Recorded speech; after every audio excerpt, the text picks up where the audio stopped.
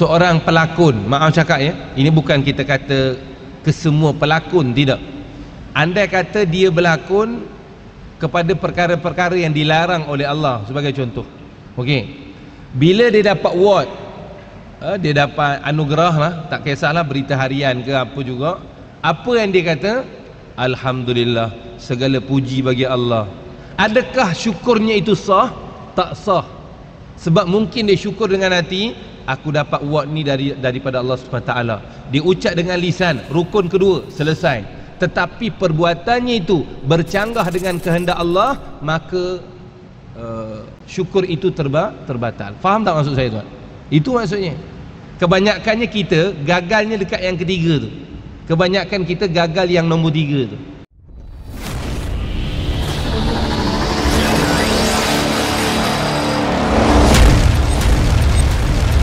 A'udzubillahi minasyaitonir rajim. Bismillahirrahmanirrahim. La yukallifullahu nafsan illa wus'aha. Laha ma kasabat wa 'alayha maktasabat. Rabbana la tu'akhidna in nasina aw akhtana. ربنا ولا تحمل علينا إصرا كما حملته على الذين من قبلنا ربنا ولا تحملنا ما لا طاقة لنا به واعف عنا واغفر لنا وارحمنا أنت مولانا وأنت مولانا فانصرنا على القوم الكافرين. صدق الله العظيم. الحمد لله رب العالمين. الحمد لله رب العالمين والصلاة والسلام على أشرف الأنبياء والمرسلين وعلى آله وأصحابه أجمعين. أما بعد. السلام عليكم ورحمة الله وبركاته. Yang sangat saya muliakan Tuan Khairul, Tuan Imam, Tuan Bilal, seluruh pimpinan masjid, Tuan Nazirnya, Masjid Al-Islamiyah, Masjid Al-Islamiyah Kampung Lindungan, ayah-ayah juga, abang-abang, tuan-tuan guru, para asatizah, hadirin dan hadirat mukminin dan mukminat yang dimuliakan oleh Allah Subhanahu wa taala. Tuan-tuan yang mulia, pertama sekali selalu kita kena ingatkan diri kita yang selalu lupa ini. Kita ni manusia, tuan-tuan juga manusia, saya juga manusia. Sebab itu kita selalu kena memperingatkan diri. Sebab Allah SWT sebut dalam Al-Quran, siapa yang selalu memperingatkan dirinya, bagus, sangat bagus, ia bermanfaat, kata Allah Subhanahu Wa Taala. Apa yang pertama sekali yang perlu kita ingatkan diri kita, segala kebaikan yang kita dapat lakukan, segala bentuk maksiat yang dapat kita jauhkan, semuanya adalah bantuan daripada Allah Subhanahu Wa Taala. Tanpa bantuan Allah, saya dan tuan-tuan, kita tak dapat sujud pada hari ini. Kita tak dapat berzikir. Hari ini tuan-tuan dapat elakkan diri daripada minum arak.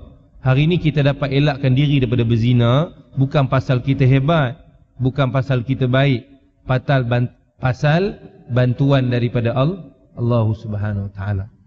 Hari ini tuan-tuan dapat melangkahkan kaki daripada rumah ke sini, kita dapat baca banyak doa, kita dapat bersujud, rukuk dan sebagainya. Semuanya adalah bantuan daripada Allah. Sebab itu keluarkan, kalau hari ini saya sendiri dan tuan-tuan, kita letakkan kehebatan pada diri kita, kita kena keluarkan. Kita kena keluarkan benda ini. Ini yang kita kata syirik khafi. Syirik khafi, iaitu kita memandang hebat selain daripada Allah, hatta ataupun sehinggakan diri kita sendiri. Sebab itu selalu kita ucapkan, apa juga mesti kita kembalikan kepada Allah. Segala pujian, segala kehebatan, kita semua kena kembalikan kepada Allah. Hari ini tuan-tuan dapat bekerja. Ingat senang ke tuan? Tuan ingat pulah apa? Pulah motor tu, pulah kereta, dapat apa, tekan pedal minyak. Semua atas kudrat kita ke? Tidak. Atas izin daripada Allah. Kalau tak ada izin pada Allah, kita tak boleh pergi kerja. Isteri kita tak dapat masak, tak dapat. Sebab tu kita kena kembalikan segala pujian, segala kehebatan kepada Allah SWT dengan ucapan Alhamdulillah. Itu kalimah yang pendek tuan, tetapi maksudnya cukup luas. Segala puji bagi Allah, iaitu Rabb. Rabb ni bukan, kalau kita tengok terjemahan Al-Quran, memanglah Tuhan. Tetapi kalau kita belajar, Rabb dekat situ bukan sekadar maksudnya Tuhan. Rabb dekat sini iaitu yang mencipta, yang mentadbir dan yang menyantuni. Bukan sekadar cipta Allah biar kan. Contohnya Allah cipta jantung kita. Okey? Siapa yang takbir jantung tu? Darah turun naik, masuk sana, masuk kemari. Siapa yang takbir? Tuan-tuan takbir ke? Saya takbir ke? Tak. Allah juga yang takbir. Itu maksud Rabb. Rabb tu bukan sekadar contoh langit bumi. Allah cipta, Allah biar. Tidak. Allah juga yang mentadbir. Pertukaran siang dan malam, pasang surutnya air laut, semuanya ditadbir oleh Allah. Dan bukan sekadar takbir, Allah juga yang menyantuni kita. Sebab tu selalu kita sebut Alhamdulillahi Rabbil Alamin. Kita kembalikan segala pujian dan kehebatan kepada Allah Subhanahu wa ta'ala. Itu syukurlah. Syukur. Cuma sedikit, macam kita insya-Allah lah kita akan buat serengkas yang mungkin, sepadat yang boleh ya, tuan-tuan yang mulia. Yang keduanya dalam konsep syukur lah, kita nak belajar tentang syukur ini dulu. Yang pertama, kita kena kembalikan segala pujian kehebatan itu kepada Allah Subhanahu wa ta'ala dengan selalu mengucapkan Alhamdulillah. Tapi kita kena juga tahu, ulama bagi tahu rukun syukur itu ada 3. Rukun syukur ada 3. Yang pertama, kita syukur dengan hati. Yang kedua, syukur dengan lisan. Yang ketiga, syukur dengan perbuatan. Contoh. Kita mengatakan, sebab tu 3 rukun syukur. Andai kata salah satu rukun ni tak ada, maka syukur kita itu terbatal. Itu maksud rukun syukur. Sebagai contohnya, seorang pelakon, maaf cakap ya, ini bukan kita kata kesemua pelakon, tidak. Andai kata dia berlakon kepada perkara-perkara yang dilarang oleh Allah, sebagai contoh. Okey. Bila dia dapat award, dia dapat anugerah lah, tak kisahlah berita harian ke apa juga, apa yang dia kata? Alhamdulillah, segala puji bagi Allah. Adakah syukurnya itu sah? Tak sah. Sebab mungkin dia syukur dengan hati, aku dapat award ni daripada Allah SWT. Dia ucap dengan lisan, rukun kedua, selesai. Tetapi perbuatannya itu bercanggah dengan kehendak Allah, maka syukur itu terbatal. Faham tak maksud saya tuan? Itu maksudnya. Kebanyakannya kita gagalnya dekat yang ketiga tu. Kebanyakan kita gagal yang nombor 3 tu. Syukur dengan hati, betul dah. Syukur dengan lisan, betul dah. Tetapi yang 3, contoh lagi. Andai kata satu orang model. Ini model ni yang tak ikut syar'i lah. Bukan kita kata keseluruhan model, tidak. Contoh dia model, jadi memang model seluar pendek lah contohnya. Seluar kecil lah katanya. Contohnya begitu. Bila dia dapat award, dia kata apa? Alhamdulillah, syukur pada Allah. Adakah syukurnya itu dihitung oleh Allah? Tak dihitung oleh Allah. Sebab apa? Dia melakukan pekerjaan yang bercanggah dengan kehendak Allah. Atau contoh kita, saya sendiri tuan-tuan. Kita syukur, ya Allah, mataku ni boleh melihat adalah kehendak-Mu ya Allah. Mata. Okey, nak syukur pada mata lah. Ini contoh. Salah satu contoh. Lepas kita ucapkan Alhamdulillah, mataku boleh melihat. 2 rukun selesai. Tapi kita melakukan, ataupun kita dengan mata kita itu, kita melakukan perkara yang dilarang oleh Allah, sah tak kita punya syukur tu? Tak sah. Itu yang perlu kita faham berkaitan dengan syukur ini. Itu yang kedua, berkaitan dengan syukur. Dan yang ketiga, tuan-tuan dimuliakan oleh Allah, Allah juga suruh kita bukan bersyukur kepada Allah sahaja. Tidak.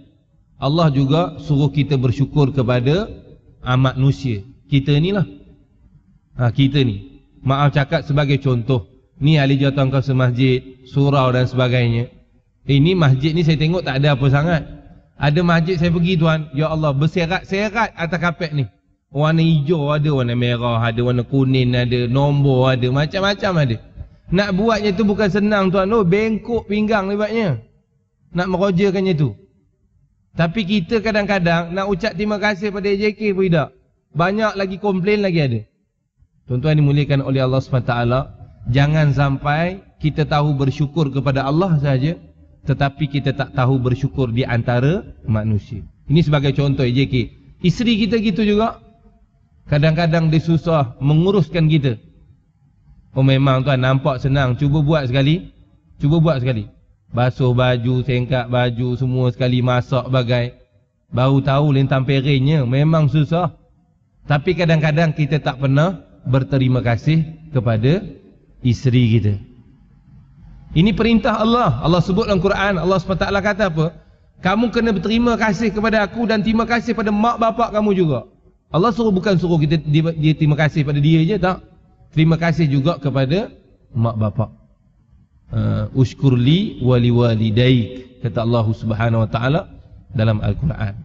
Sebab tu dalam konsep syukurlah kita sama-sama belajar. Mudah-mudahan kita tidak tersasar dengan maksud syukur, iaitu kita kena kembalikan semua pujian, kehebatan kepada Allah. Yang keduanya, ingat kena ada rukun syukur. Kita kena ingat rukun syukurnya itu. Dan yang ketiga, jangan sampai kita ini tahu bersyukur kepada Allah sahaja, tapi tidak bertahu terima kasih kepada sesama kita. Tak kisahlah siapa pun, siapa juga yang melakukan kebaikan kepada kita. Sebab Nabi kata apa? Siapa yang tidak berterima kasih kepada manusia, dia tidak akan berterima kasih kepada Allah Subhanahu Wa Taala. Itu yang pertama. Yang kedua, tuan-tuan yang dimuliakan oleh Allah, kita kenalah selalu selawat dan salam kepada Nabi sallallahu alaihi wasallam. Sebab tu saya kata saya akan ringkas dan padatkan ya. Tuan-tuan, apa ke tuan-tuan akan cakap kepada seorang manusia yang tak kenang budi pada mak bapak dia? Mak bapak dia melakukan kebaikan yang cukup banyak kepada dia, tetapi dia derhaka, dia tidak tahu berterima kasih kepada mak bapak. Apa yang kita akan cakap kepada orang tersebut? Ini anak korang ajar ni. Ini anak yang tak kenang budi. Tuan-tuan, itu sebagai perumpamaan sahaja. Begitulah Nabi SAW. Nabi tuan adalah satu orang manusia yang sayang kepada tuan-tuan dan saya lebih daripada segala-galanya. Tidak ada makhluklah kalau Allah lain.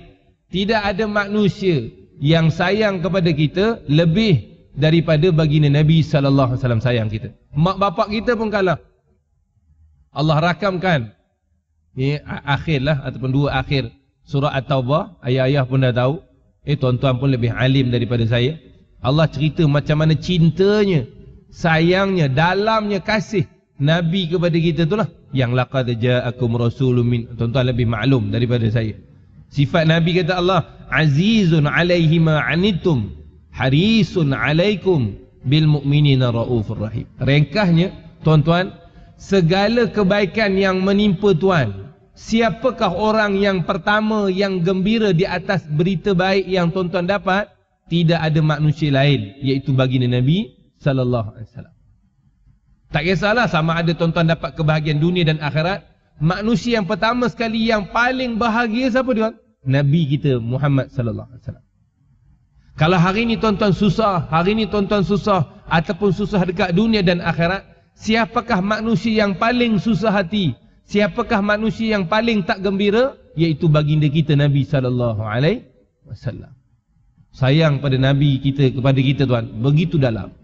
Sebab tu kita kena banyak kita balas. Balas kalau kita kata walaupun tak terbalas, jangan kata Nabi, mak bapak pun kalau kita balas tak terbalas. Tetapi cara salah satu cara untuk kita balas kebaikan apa yang kasih sayang Nabi kepada kita, iaitu banyak selawat dan salam kepada Nabi kita yang mulia. Kalau saya dan juga tuan-tuan, kita tak banyak berselawat dan salam kepada Nabi SAW, macam kita kepada anak tadilah. Macam kita cakap kepada anak tadi, ini anak yang kurang hajar, ini anak yang tak kenang budi. Begitu jugalah seluruh makhluk Allah akan bagi tahu kepada kita, akan kutuk kita. Ini adalah umat yang tak kenang budi. Ini adalah umat yang tak tahu berterima kasih kepada nabinya yang mulia. Cuma ringkas juga berkaitan dengan selawat ni, tuan-tuan dan saya perlu faham, selawat yang kita ucapkan selama ini, saya lah, dulu saya pernah sebut ni sekali, ni sebagai ulangan. Selawat ni tuan, maksudnya doa. Selawat ni maksudnya doa. Dulu saya tak tahu. Saya kira selawat ni kira sedap je. Sallallahu ala Muhammad. Oh, kira sedap je. Apa maksud selawat? Haram aku tahu. Kita belajar apa maksud selawat. Maksud selawat adalah kita sedang berdoa. Lepas ni kalau tuan-tuan selawat, tuan-tuan dalam hati, aku sedang doa maksudnya. Apa yang kita doakan? Ya Allah, berilah seluruh kebaikan di dunia ini, berilah seluruh kebaikan dekat akhirat nanti, dan letakkanlah Nabi aku yang mulia, Nabi Muhammad yang mulia, dekat satu tempat yang terpuji, ya Allah. Itulah yang kita doakan. Tempat terpuji ni dalam bahasa Arab disebut Maqamal Mahmud. Itu yang selalu lepas doa azan tu. Maqamal Mahmud alladhi wa'adtah innaka la tukhliful mi'ad. Maqamal Mahmud tu maksudnya satu tempat yang terpuji di sisi Allah. Maksudnya ringkasnya tuan-tuan, lepas ni tuan-tuan selawatlah di mana pun, hadirkan dalam hati, maksudnya kita sedang berdoa. Ya Allah, berilah seluruh kebaikan dunia dan di akhirat, dan letakkanlah baginda Nabi SAW dekat satu tempat yang terpuji di sisimu, ya Allah. Baru kita rasa selawat dengan penuh penghayatan. Itu yang kedua. Yang ketiga, tuan-tuan yang dimuliakan oleh Allah Subhanahu Wa Taala, jangan lupa juga untuk kita banyak-banyakkan doa kepada ibu dan ayah kita. Jangan lupa, sama ada ibu ayah kita masih hidup ataupun ibu dan ayah kita telah meninggal dunia. Kalau tuan-tuan nak tahu, Allah SWT sendiri bagi tahu, manusia selepas Nabi kita yang mulia, yang sayang kepada kita, tak ada orang lain melainkan ibu dan ayah kita. Kalah kasih suami kepada isteri, kalah kasih isteri kepada suami, iaitu sayangnya ibu dan ayah kepada kita luar biasa. Sebab itu dalam Al-Quran Allah mengangkat ibu dan ayah ni begitu tinggi. Cukup banyak dalam surah Isra tuan-tuan boleh baca. Dalam surah Luqman tuan-tuan boleh baca.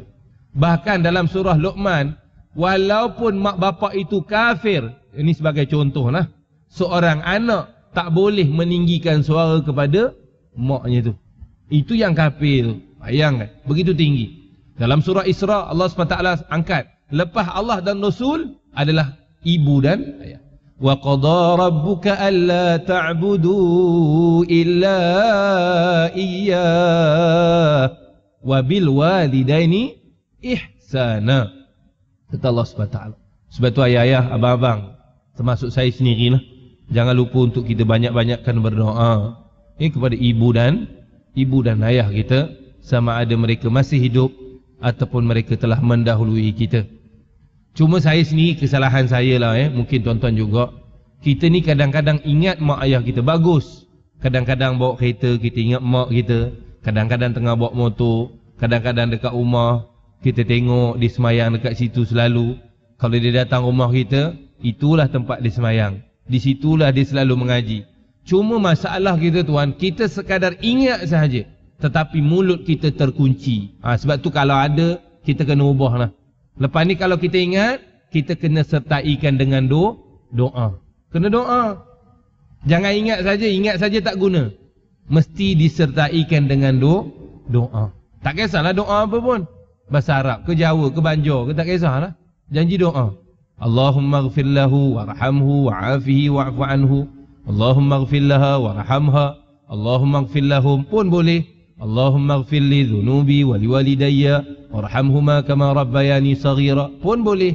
Melayu pun boleh. Cuma saya nak ingatkan, ataupun kita ingat sama-sama lah, jangan sekadar ingat sahaja. Bila kita ingat ibu dan ayah, adik-beradik kita, siapa jugalah yang telah mendahului kita, mestilah kita sertaikan dengan doa. Itu yang ketiga. Yang keempat, tuan-tuan yang dimuliakan oleh Allah Subhanahu Wa Taala, syukur pada Allah pada malam ini kita dapat izin ataupun dilembutkan hatilah. Allah lembutkan hati kita untuk duduk dalam majlis ilmu. Tuan-tuan, majlis ilmu ni tak payah kita tengok ilmunya dulu. Kalau tuan-tuan tengok keberkatan, banyak sangat riwayat hadis. Banyak ustaz-ustaz sini pun dah cerita cukup banyak. Kelah-kelah. Siapa yang menempuh satu jalan, ini hadis Nabi yang tuan-tuan pemaklum. Siapa yang menempuh satu jalan untuk menuntut ilmu, maka Allah akan mudahkan baginya jalan untuk masuk syurganya Allah SWT. Dalam riwayat lain kata Nabi SAW, selama mana seseorang itu berada dalam majlis ilmu, seluruh malaikat Allah berdoa kepada Allah supaya dosa si fulan diampunkan oleh Allah SWT. Doa daripada malaikat ni tak payah cerita lah tuan. Okay. Makhluk yang tidak pernah melakukan maksiat kepada Allah, walaupun sebesar zarrah, mana mungkin Allah tidak menerima doa daripada malaikat ni. Kita semua tahu mak bapak di antara doa yang mustajab. Ya, mak bapak kita ni di antara doa yang mustajab. Walaupun begitu, kita tahu mak bapak kita ni manusia, tidak terlepas daripada dosa dan kesalahan, itu pun mustajab. Ini kan pula doa daripada satu makhluk yang tidak pernah melakukan maksiat kepada Allah, walaupun sebesar zarrah. Allah sebut dalam surah At-Tahrim, malaikatun ghiladun shidadun la ya'sun Allah ma amarahum wa yaf'aluna ma yu'marun, kata Allah SWT dalam Al-Quran. Sebab tu tuan-tuan yang mulia, itu baru cerita kelebihan. Belum majlisnya, dekat jalasa tu pun panjang lah. Ustaz, kalau duduk ni tuan, dulu pun kita pernah sebut, dalam bahasa Arab ni duduk ada dua, satu qa'ada, satu jalasa. Satu qa'ada, satu jalasa. Jalasa ni dari segi penggunaannya, daripada bawah nak duduk ke atas bangku, itu kena pakai jalasa. Tapi kalau daripada atas awak nak duduk bawah, tak boleh pakai jalasa, kena pakai qa'ada. Contoh ya, awak nak suruh tuan-tuan kan duduk di bawah, nak suruh tuan-tuan duduk di atas bangku ni, daripada bawah ke atas lah, daripada rendah ke tinggi, awak tak boleh pakai qa'ada, awak kena pakai jalasa. Kalau awak daripada bawah atas ni nak ke bawah, baru pakai qa'ada. Majlis daripada perkataan jalasa. Maksudnya yang dimaksudkan majlis ilmu, siapa yang duduk majlis ilmu, jalasa tadi tu, dalam majlis ilmu, Allah akan mengangkat darjatnya di sisi Allah SWT. Oh ya Allah Tuhan. Ulama-ulama ustaz kita cerita tentang kelebihan ni cukup handal lah. Itu baru kelebihan. Belum lagi cerita pasal beribadah dengan ilmu.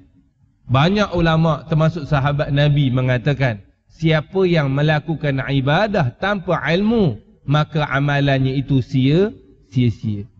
Sebab tu tuan, ulama kita dah belajar lama, 10 tahun mondok, 10 tahun pergi sini. Kita tidak sibuk dengan dunia kita. Saya lah. Sebab tu tuan, ada kesempatan macam ni, kuliah subuh ke, majlis-majlis ilmu Zuhur ke maghrib, kalau tuan-tuan tak ada benda yang important, tak ada yang benda yang penting, mesti tuan-tuan kena utamakan. Sebab banyak juga, maaf cakap, ini contoh sajalah, bukan kita nak buka aib, ini sebagai contoh saja. Ada, ini pengalaman peribadi saya sendiri. Ada seorang ini, dia suka baca Quran, bagus. Lepas maghrib dia baca Quran, di rumah ke, di masjid, di surau ke, dia ni memang istiqamah, bagus. Tetapi masalahnya, dia ni tak belajar baca Quran. Maksudnya bila dia baca Quran, dia melakukan kesalahan yang besar ketika membaca Al-Quran. Ayah-ayah, abang-abang, kesalahan yang besar baca Quran ada 4 aja.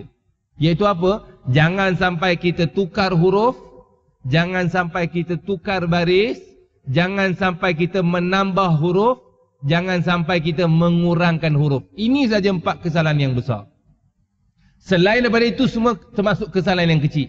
Sifat huruf tertinggal, dengungnya terlebih, dengungnya kurang, tak dengung, dengung. Itu semua kesalahan kecil. Kesalahan yang besar ini saja 4. Tuan-tuan bezakan kesalahan yang besar dengan kesalahan kecil. Kalau kesalahan yang besar kita buat dalam semayang ataupun luar semayang, hukumnya haram dan berdosa. Itu kesalahan yang besar lah. Kesalahan yang besar. Adapun kesalahan yang kecil, hukumnya tak haram, cuma akan mengurangkan pahala. Bezakan ni di antara kesalahan yang besar. Maksudnya bila dia baca Quran, yang panjang dia pendek, yang pendek dia panjang, itu telah membuang huruf ataupun menambah huruf. Hurufnya bertukar. Ketika itu orang ini baca Quran bukan dapat pahala, dapat dosa. Jangan main. Sebab tu macam kita kata tadi tu, kalau kita beramal tanpa ilmu, ini yang bahayanya ni. Jangan kita takut pula baca Quran. Contoh ayah-ayah termasuk saya. Kalau hari ini kita tak pandai baca Quran, tak pandai baca Quran, panjang pendek salah ataupun masih melakukan kesalahan besar, terus baca Quran, tak ada masalah. Cuma dalam masa yang sama kita kena ada proses belajar. Itu saja. Bezanya dua saja. Contoh contoh. Ada satu A lah A. A dia tak belajar. Dia tak ada belajar, dia terus baca Quran. Dia melakukan kesalahan yang besar. Okey? Dia ni tak dapat pahala baca Quran. Dapat dosa sahaja baca Quran. Tapi B sama juga melakukan kesalahan yang besar. Sama macam dia. Sama macam dia ni. Melakukan kesalahan yang besar. Tapi dalam proses dia baca Quran, dia juga ada usaha untuk belajar. Ketika itu dia baca Quran tak dapat dosa. Bahkan dapat pahala. Bezanya kita masih belajar ataupun tak nak belajar. Di situ saja perbezaan. Begitu juga saya ada pengalaman sendiri peribadi juga. Kita ambil dua lah, satu Quran, satu semayang. Satu orang ayah sama-sama dengan saya masbuk dengan saya maghrib tadi. Bukan maghrib ni lah, ada satu tempat. Saya tak buka aib pun, saya bukan cerita orangnya di mana ataupun namanya. Dia sama-sama masbuk dengan saya.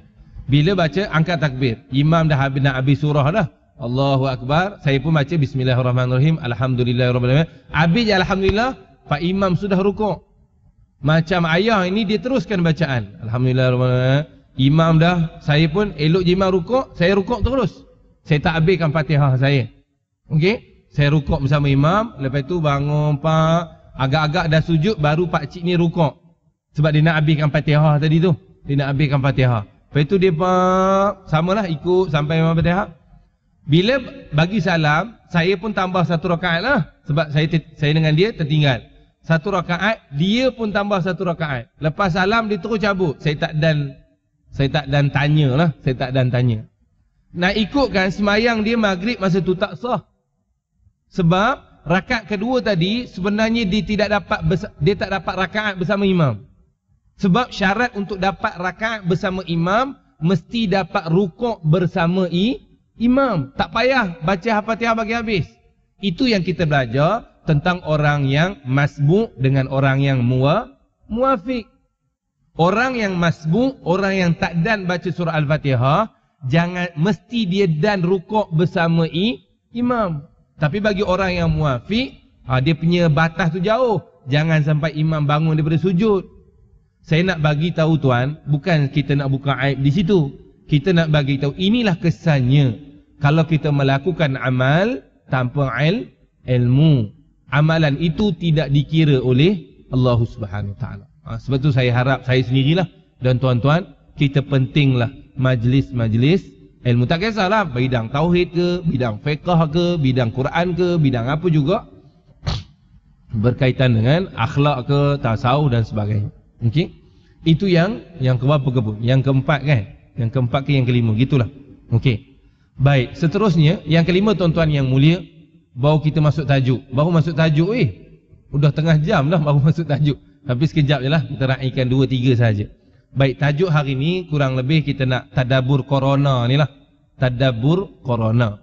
Sebelum saya masuk tadabbur corona ini, macam saudara Khairul bagi tahulah, tuan-tuan, taat pada pemerintah ini juga adalah satu kewajipan. Sebab tu kalau kita baca Quran, kita bukan sekadar baca Quran, kita tahu di antara yang dikatakan orang beriman, dia mesti yakin apa yang terdapat dalam Al-Quran. Ati Allah wa ati ar-Rasul wa ulil amri minkum. Kita semua tahu, ayah-ayah pun tahu. Taat kepada Allah, taat kepada Rasul dan taat kepada pimpinan selagi mana tidak bercanggah dengan kehendak Allah. Apa yang pemerintah suruh kita buat, andai kata bercanggah, kita haram buat. Kalau bercanggah dengan kehendak Allah. Tapi kalau tak bercanggah, kita wajib buat.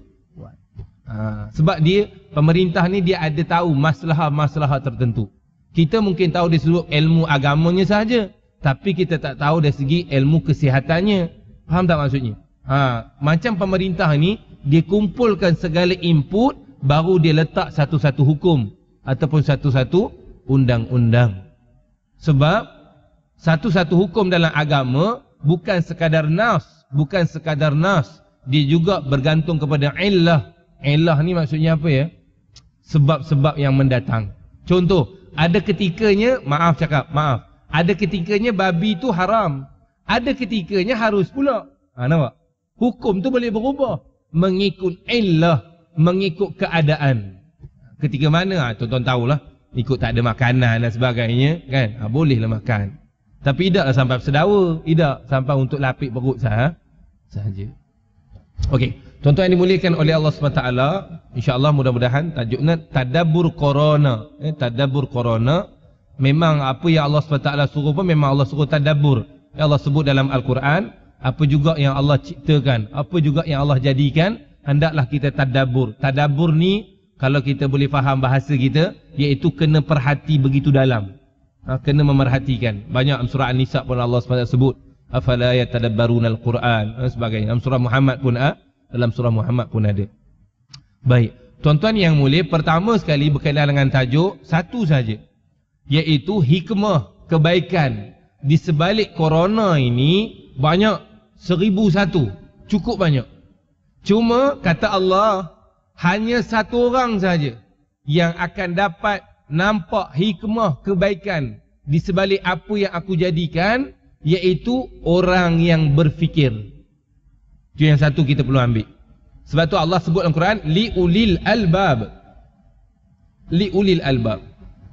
Maksudnya, ayah-ayah, abang-abang termasuk saya sendiri, kalau kita nak nampak kehebatan Allah Subhanahu Wa Taala, kita hendaklah fikir tentang corona ini. Kalau fikir, baru kita akan nampak hikmah dan kebaikan. Kalau kita tak fikir, kita tidak akan nampak hikmah dan kebaikan di sebalik corona, covid dan sebagainya lah. Apa juga. Bila kita fikir, barulah Allah nak suruh kita merancang perbelanjaan. Sebagai contoh lah, sebagai contoh. Kalau kita fikir-fikir kan, Allah suruh kita merancang pembelanjaran. Sebelum ini mungkin aku belanja, main belanja saja. Allah datangkan ni untuk aku merancang pembelanjaan supaya aku tidak termasuk golongan yang membazir. Bila masuk golongan yang membazir, jadi saudara setan. Allah sebut dalam Quran, bila masuk saudara setan, aku akan masuk neraka. Ini satu didikan daripada Allah. Itu kalau kita fikir begitu. Sebab tu ringkasnya yang pertama, hikmah tuan-tuan dan saya akan diperolehi kalau kita berfikir. Kalau kita tak fikir, kita tidak akan dapat. Yang kedua, tuan-tuan yang dimuliakan oleh Allah, dalam banyak-banyak hikmah, mungkin kita boleh ambil 2-3 lah yang kita boleh setuju bersama. Sebab hikmah ni macam-macam orang. Kalau pemimpin, mungkin dia dapat angle lain, sebab dia pemimpin. Kalau seorang peniaga, mungkin dia nampak angle lain. Seorang ustaz ke mungkin dia nampak angle lain. Sebab kita mungkin lain-lain. Okay? Tapi mungkin ada benda yang kita boleh setuju bersama. Itu yang kita nak ambil 2-3. Yang pertama, yang tuan-tuan yang dimuliakan oleh Allah SWT, COVID ini adalah hidayah daripada Allah. Hidayah, petunjuk daripada Allah. Hidayah ni tuan, dia 3 tahap. Sebab tu saya dulu pun kita salah faham. Kita ingatkan hidayah ni daripada yang belum Islam kepada Islam. Itulah hidayah. Lepas Islam tak perlu hidayah lagi dah. Itu silap. Kesilapan saya lah. Kalau tuan-tuan pun silap begitu fikirnya, kita ubah. Sebab tu kata ulama, hidayah ni 3 tahap. Daripada yang belum Muslim kepada Muslim. Daripada Muslim kepada mukmin. Dan yang kepada mukmin kepada muttaqin. Ini 3 tahap. Contoh, tuan-tuan dah Islam kan? Tuan-tuan dah Islam. Kenapa lagi minta hidayah pada Allah? Ihdinas siratal mustaqim. Kan tuan-tuan minta hidayah? Kita minta hidayah. Dah Islam, buat apa minta hidayah lagi? Kalau kita faham, hidayah ni hanya daripada orang yang belum Islam kepada Islam saja. Tidak. Benar kata ulama, hidayah tu 3 tahap. Daripada yang belum Muslim kepada Muslim, yang Muslim kepada mukmin.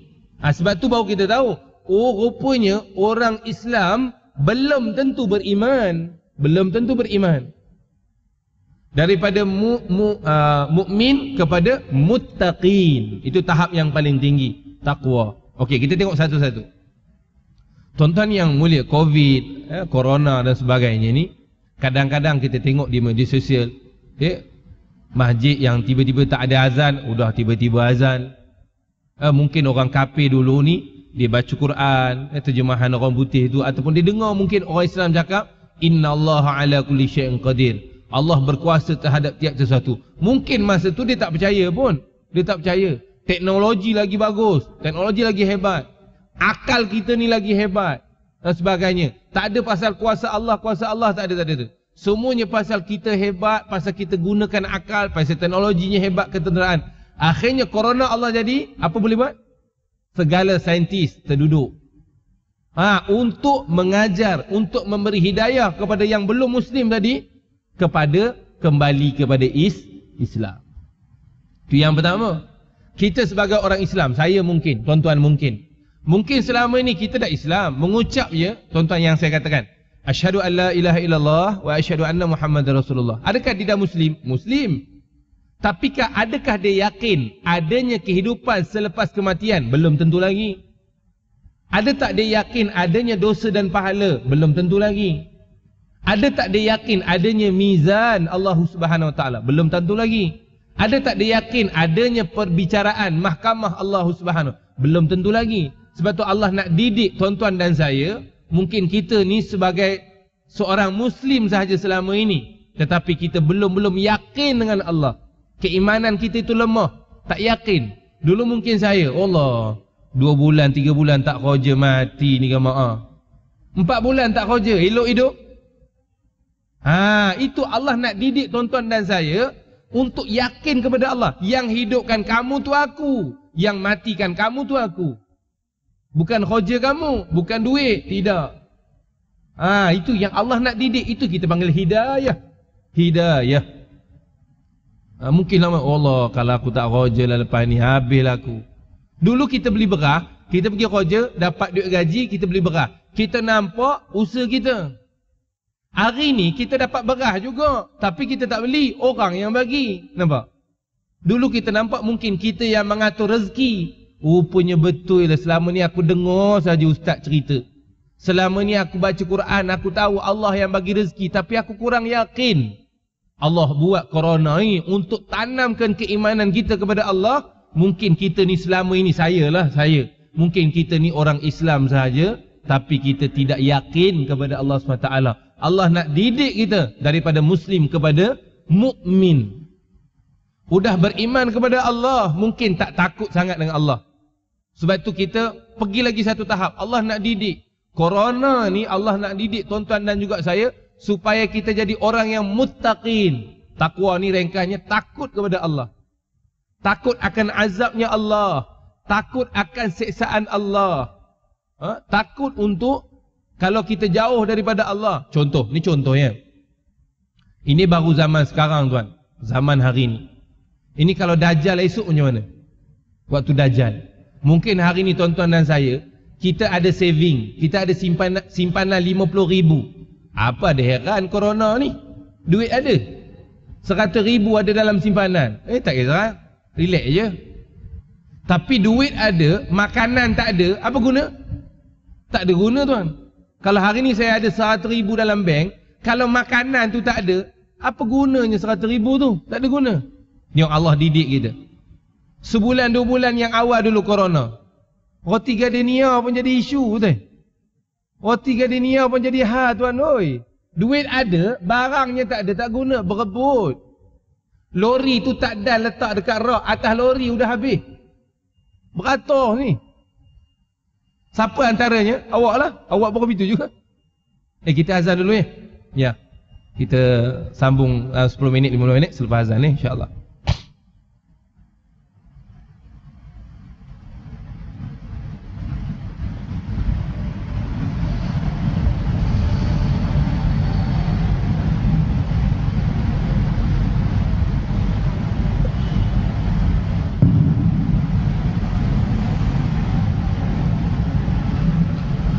Allahu Akbar, Allahu Akbar, Allahu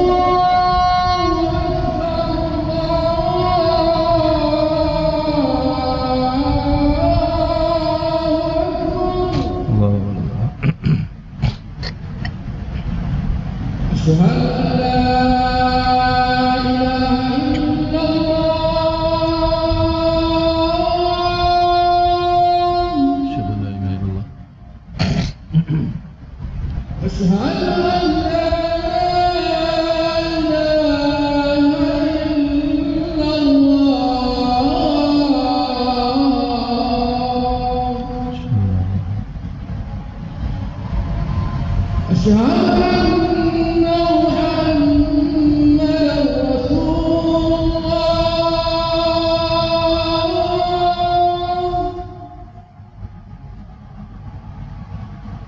أشهد أن محمدا رسول الله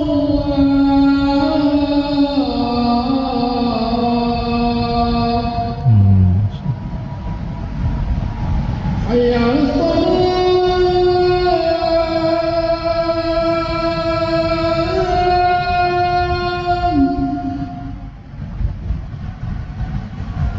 حي على الصلاة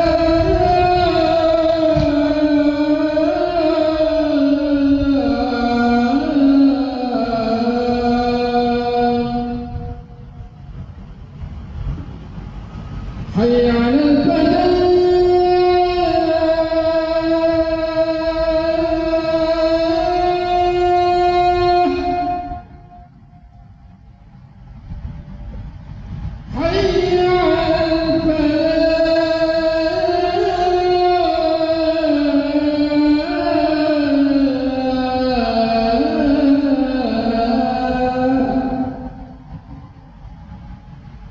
الله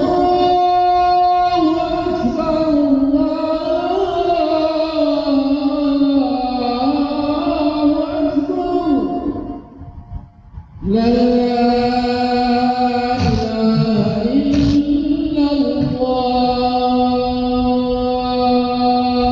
لا إله إلا الله محمد رسول الله صلى الله عليه وسلم.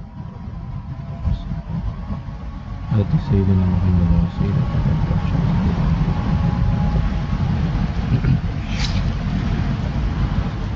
La ilaha illallah Muhammadur Rasulullah sallallahu alaihi wasallam. Baik, tuan-tuan ini muliakan oleh Allah. Kita sambung sikit dalam pukul 9 ya. Baik tuan-tuan yang mulia, Allah nak didik kita daripada seorang yang bukan muslim ataupun mungkin belum muslim kepada muslim, dan kepada mukmin, kepada muttaqin. Dekat muttaqin ni sikit. Bayangkan tuan-tuan, Allah nak bagi tuan-tuan rasa takut kepada Allah. Ini baru sikit ni tuan. Kalau zaman Dajjal macam mana tuan? Tuan-tuan pun tahu 3 tahun sebelum kedatangan Dajjal, 3 tahun ya, 3 tahun sebelum kedatangan Dajjal, 1/3 air hujan diangkat oleh Allah. 2 tahun sebelum kedatangan Dajjal, separuh air hujan diangkat oleh Allah. Setahun sebelum datang Dajjal, 1 titik air hujan pun tak ada. Tuan-tuan agak-agak dunia ni jadi macam mana? Begitu rakus tuan. Tuan-tuan kalau hidup time tu, saya kalau hidup, kita rakus. Sekarang pun masa sebulan 2 pasal roti dinar, contoh roti dinar tu kan, ada satu dapat. Awak ndak, abang pun ndak. Abang ndak terbagi ke saya. Alah entaklah, piu tak piu, aku nak roti tu. Kita dah tak perlu orang lah tuan. Kita dah tak perlu peduli orang. Kita kira keluarga kita je. Kita kira diri kita je. Itu baru sikit. Sebelum kedatangan, tak payah setahun sebelum kedatangan, 1/3 air hujan 3 tahun sebelum tu, itu pun dunia dah hampir mati. Tumbuhan mati, binatang mati. Belum 2 tahun sebelum kedatangan, setengah air hujan diangkat oleh Allah. Setahun sebelum kedatangan Dajjal, setitik air hujan pun tak ada. Kita baru 3 minggu kemarau dah jenuh, hulu langat bisin, ampang udah kering, jenuh bercatu. Kita semua dalam keadaan rakus tuan. Masa tu hero datang. Al-Masih datang. Cuma tak syok kat belakang tu. Al-Masihud Dajjal. Al-Masih tu maksudnya penyelamat. Tapi belakang tu yang tak sonok tu Dajjal, penyelamat yang bohong, penyelamat yang menipu. Apa tuan-tuan ingat boleh selamat ke tuan? Kita dalam keadaan cukup rakus, Dajjal datang dengan segala kemewahan. Tuan-tuan nak apa cakap je? Janji mengaku dia itu Allah, dia itu Tuhan. Maaf cakap tuan, kalau ikutkan kita ni memang meneraplah kita ni semua ni. Jahanam. Kita semua akan mengaku Dajjal itu Tuhan. Mestinya. Kita memang, tengok pula anak meringik, takkanlah. Segala, Dajjal Allah bagi izin kuasa. Jangankan sekadar nak suburkan tanah, air hujan turun, itu senanglah. Allah izinkan Dajjal ni boleh mampu hidupkan mak bapak kita. Bayang tengok macam mana kuasa dia. Sebab itu tuan, siapa yang boleh? Sahabat Nabi dengar Nabi cerita kopi ni, sahabat Nabi punya takut. Takut, wahai Rasulullah, macam mana orang beriman nak selamat hari tu? Apa jawab Nabi SAW? Orang yang beriman kepada Allah, makan minumnya ataupun dahaganya, kelaparannya akan dihilangkan dengan zikrullah, kata Nabi SAW. Sebab tu tuan, Allah nak didik tuan-tuan dan juga saya. Takut hanya kepada Allah, berharap hanya kepada Allah. Dengan COVID ini, corona ni, Allah nak didik kita supaya jangan bergantung selain apa pun selain daripada Allah. Jangan bergantung kepada apa pun. Mungkin hari ini saya lah, mungkin bergantung pada teknologi, mungkin bergantung kepada ilmu, nak hidup supaya tak susah. Rupa-rupanya pikiran kita ni meleset sama sekali. Hendaklah kita bergantung dan takut hanya senya kepada Allah Subhanahu Wa Taala. Akhirnya bila corona ni dapat didik tuan-tuan menjadi orang yang bertakwa, akhirnya siapa yang bahagia? Tuan-tuan juga bahagia. Sebab bekalan yang satu yang Allah suruh kita bawa jumpa dengan dia, takwa. Wa tazawwadu fa inna khairaz zadit taqwa. Berbekallah kamu dan sebaik-baik bekalan adalah takwa. Akhirnya siapa yang dapat kebahagiaan? Kita juga yang sampai takwa. Sebab itu seseorang yang faham corona ini juga adalah bentuk kasih sayang Allah Subhanahu Wa Taala. Memang susah. Sebab tu tuan, kalau kita nampak susah, sebab kita pandang kondisi kita susah. Kita tak pandang benda yang lebih bagus daripada kesusahan itu. Contoh, ni contohnya. Okey, saya dulu pun komplain. Waktu awal-awal lah, awal-awal dulu, corona bulan 3, bulan 4. Pergi satu kebetulan bengkel tu. Dalam bengkel, kata, ya Allah, panas hari. Memang hari tu panas. Dalam 2-3 minggu tu memang panas. Duduk rumah, aircon tak berasa apa. Tak berasa apa, meruap. Pergi-pergi tu kata, ya Allah, panasnya, ya Allah, libang-libu rasanya. Pomen tu kata apa? Pomen tu kata, memang panas lah Ustaz kata, memang panas. Tapi dia kata, kalau panas ni, corona tak aktif. Maksudnya, corona tu tak aktif. Walaupun kita susah, panas tu susah. Tetapi memandangkan, kalau panas, corona tu tidak aktif sebagaimana tempat-tempat yang sejuk, kita akan rasa bersyukur walaupun panas. Sebab kita pandang ada mudarat yang lebih besar. Contoh, orang yang kenduri kahwin, orang yang nak pergi menoreh getah, mesti tak suka hujan. Apalah hujan ni, mesti tak sukanya nak buat kenduri kahwin. Tapi kalau dia tahu, contoh ada orang bagi tahu kat dia, kalau Allah tak turunkan hujan time ni, bumi dekat rumah kamu ni akan rosak. Tumbuhan akan mati, semua akan mati. So dia kata apa? Okeylah, tak apalah, hujan pun tak apalah. Kenduri kahwin adalah hujan, tak apa. Sebab dia takut mudarat yang lebih besar. Sebab tu tuan, macam tu juga corona. Memang kita susah, semua orang susah. Tetapi kita kena pandang benda yang lebih besar yang Allah buat benda ni. Supaya apa? Supaya kita tidak melakukan perkara-perkara yang dilarang oleh Allah, akhirnya kita masuk neraka. Sebab tu Allah nak didik kita. Yang tadi itulah, Muslim kepada mukmin, mukmin kepada muttaqin. Dan yang terakhir tuan-tuan yang dimuliakan oleh Allah SWT, sebab masa yang agak yang terbatas, itu yang pertama lah. Yang pertama yang kita kata apa tadi, hikmah ni hanya tuan-tuan akan dapat dari segi tajuk kita ni lah. Hikmah ni hanya akan diperolehi oleh orang yang berfikir sahaja. Itu yang pertama. Yang kedua, corona ini juga adalah hidayah untuk kita semua. Sama ada kepada yang belum Muslim kepada Muslim, Muslim kepada mukmin, dan mukmin kepada muttaqin. Dan yang terakhir, yang ketiga, mungkin tuan-tuan yang dimuliakan oleh Allah, mungkin hari ini kita tengok orang yang kena corona, ada yang mati, ada yang tak mati. Kalau kita kata corona ni mematikan, ada yang kena corona tak mati?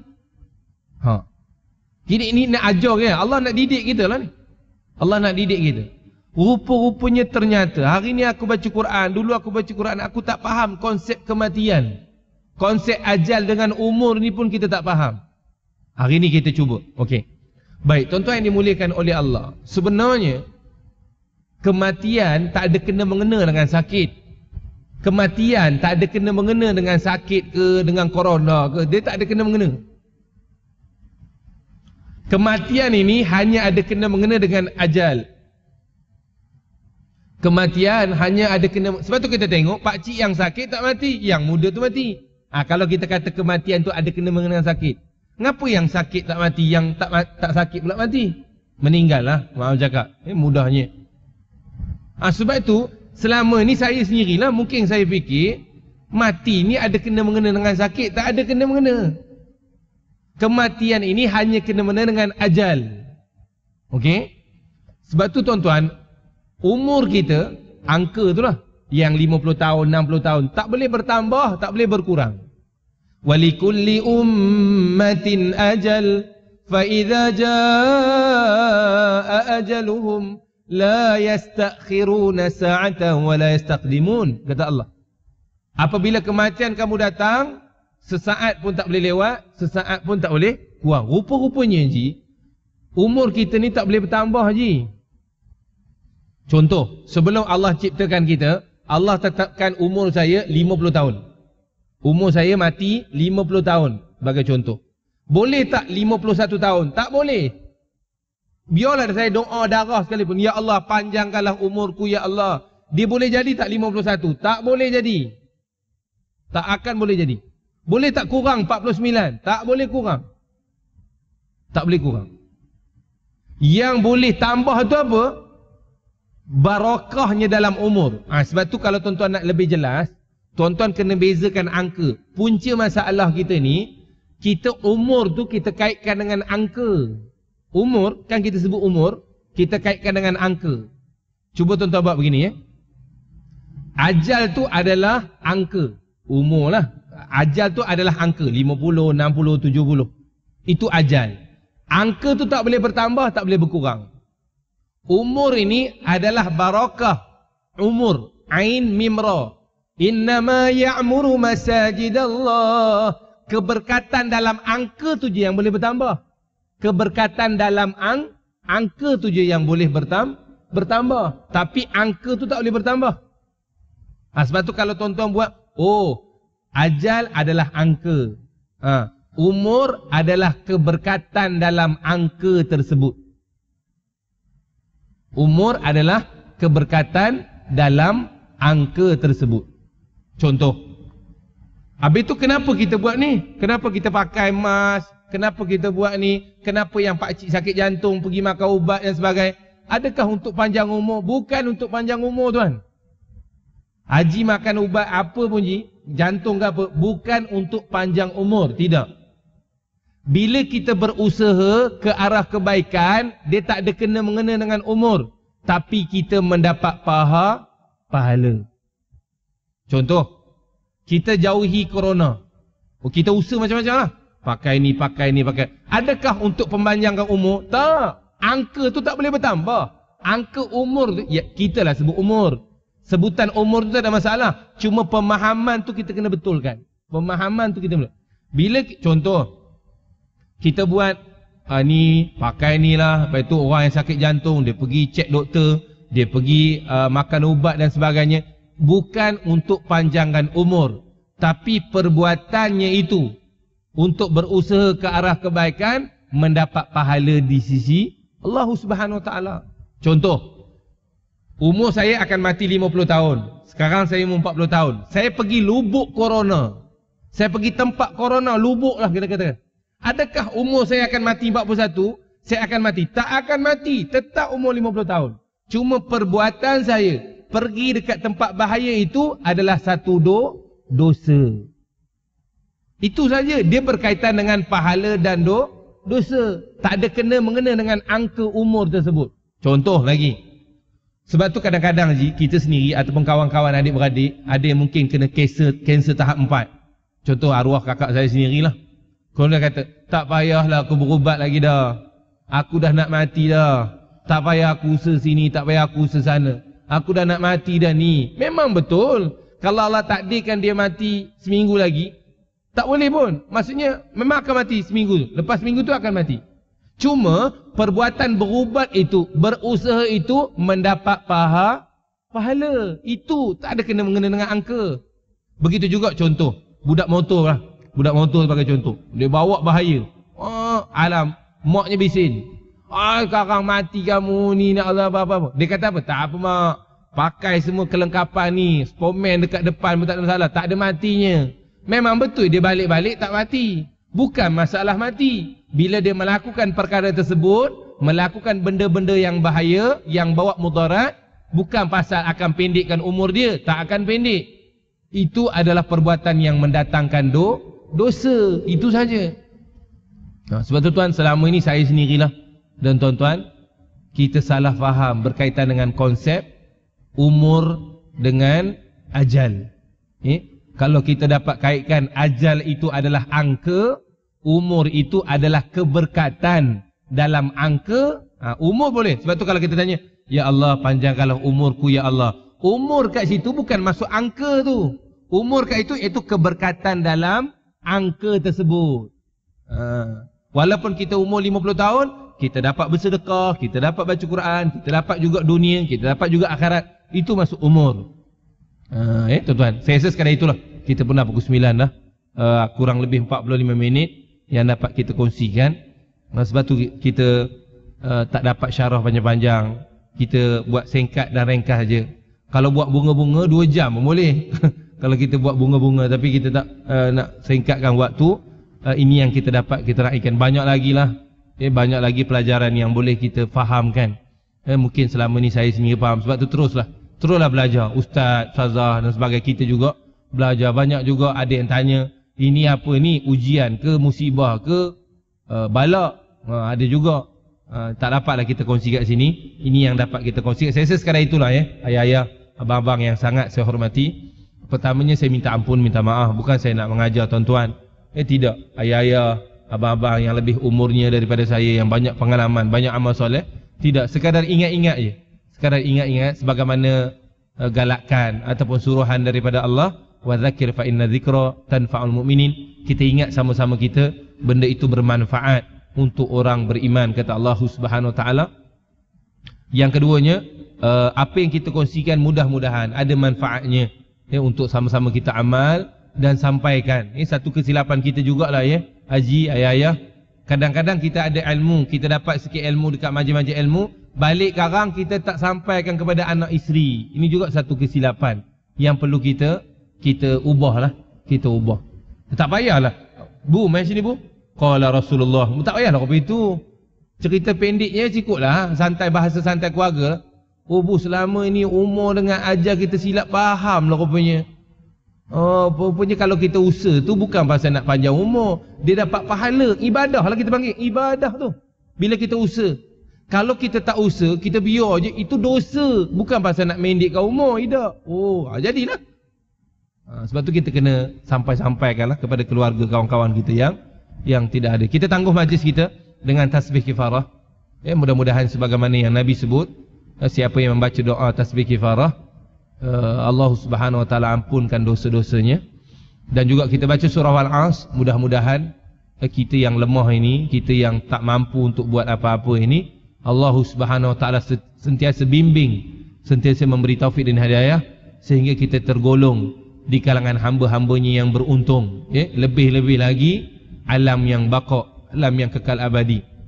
Sebab dekat sini kalau kita susah pun, tinggi-tinggi 70 tahun, 80 tahun, mati, habislah susah. Yang paling kita takut tuan, yang paling tuan-tuan kena takut, saya kena takut, kalau susah dekat akhirat Allah Subhanahu wa taala. Sebab kesusahannya di sana selama-lamanya, abadan abada. Dan begitu juga kalau kita bahagia, kaya dengan keluarga dekat sini, tinggi-tinggi 80 tahun, ambillah 100 tahun, mati, putus segala kebahagiaan, putus segala kemewahan dan segala-galanya. Tetapi kalau kita bahagia dengan keluarga kita di akhirat, kebahagiaan itu juga selama-lamanya. Saya tutup dengan firman Allah Subhanahu wa taala, bagi mereka yang sentiasa taat pada perintah Allah, kebahagiaan yang kekal abadi dekat akhirat. Waktu masuk syurga, apa kata Allah Subhanahu wa taala? Udkhuluha bisalam. Masuklah dalam syurga dengan penuh penghormatan. Dzalika yaumul khulud. Hari ini adalah hari yang kekal abadi buat kamu, kata Allah Subhanahu wa taala. Subhanakallahumma wa bihamdika asyhadu an la ilaha illa anta astaghfiruka wa atubu ilaik. Bismillahirrahmanirrahim.